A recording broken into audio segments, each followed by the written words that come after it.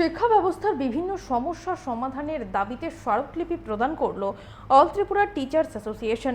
সংগঠনের post office Chowmuhani ইউনিটের পক্ষ থেকে মাধ্যমিক শিক্ষা অধিকর্তার কাছে স্মারকলিপি প্রদান করা হয়।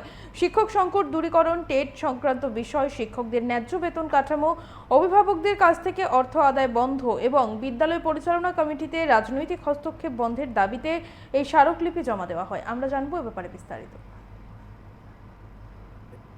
ভুগছে এবং চূড়ান্ত শিক্ষক সংকট যেটা কখনো আগে দেখা দেয়নি, সেখানে গভর্নমেন্ট উল্টো এক্সিস্টেন্ট পোস্ট অ্যাবলিশ করছে। অন্যদিকে টেট পাস করা ছেলে মেয়েরা হা করে বসে আছে কবে তাদের চাকরি হবে।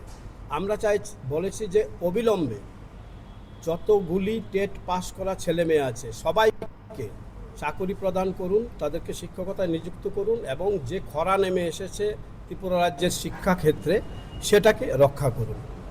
আমাদের দ্বিতীয় দাবি হলো, বিভিন্ন সরকারি স্কুলের শিক্ষক হিসাবে আমরা সমাজেরই একটা অংশ এবং আমরা মনে করি সে দাবিটাও আমরা রাখতে হবে, যেহেতু আমাদের কাছে সমাজ অনেক কিছু দাবি করে।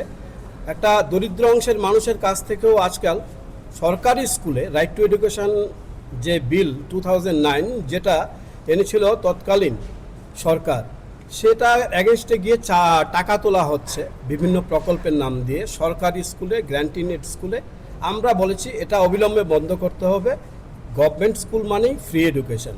আমাদের তৃতীয় যে দাবিটা ছিল সেটা হলো যে বিভিন্ন এডুকেশনাল ইনস্টিটিউশনে যে স্কুল ম্যানেজিং কমিটিগুলি, সেগুলিতে যেখানে থাকার কথা শিক্ষাপ্রেমী, শিক্ষাবিদ, সেখানে আজকাল দেখছি রাজনৈতিক দুর্বৃত্তপরায়ণ লোকরা স্কুল ম্যানেজিং কমিটিতে আছে এবং তারা টিচারদের, হেডমাস্টারদের শাসন করে। টিচাররা কোনটা ভালো করেছে মন্দ করেছে তার বিচার যেখানে স্কুল কর্তৃপক্ষ, ডিরেক্টর, ডেপুটি ডিরেক্টররা করবে, তারা হাতে তুলে নিয়েছে। সেটার বিরোধিতা করেছে এবং বলেছে যে শিক্ষাকে এই দূষণমুক্ত, রাজনৈতিক দূষণমুক্ত করার জন্য